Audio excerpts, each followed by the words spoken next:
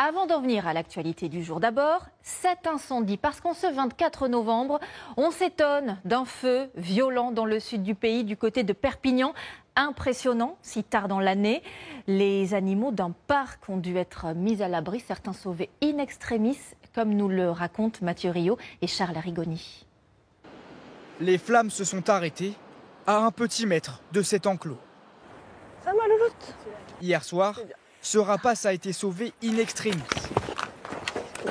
Ce matin, les nouvelles sont rassurantes. C'était pas très loin, je pense qu'elle a dû avoir assez peur. Après, on voit aujourd'hui qu'elle va bien.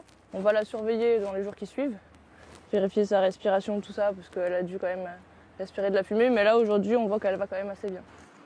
Cet hibou restera sous la surveillance de ce vétérinaire.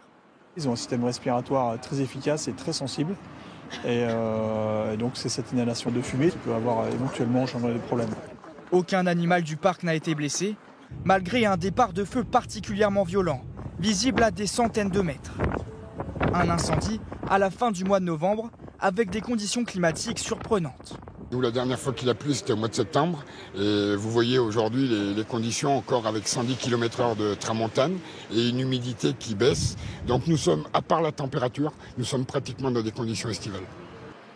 Un feu fixé très rapidement, grâce à des moyens conséquents. 150 hommes et 35 engins. 2 clients ont dû être évacués. Les animaux mis à l'abri, à commencer par les prédateurs.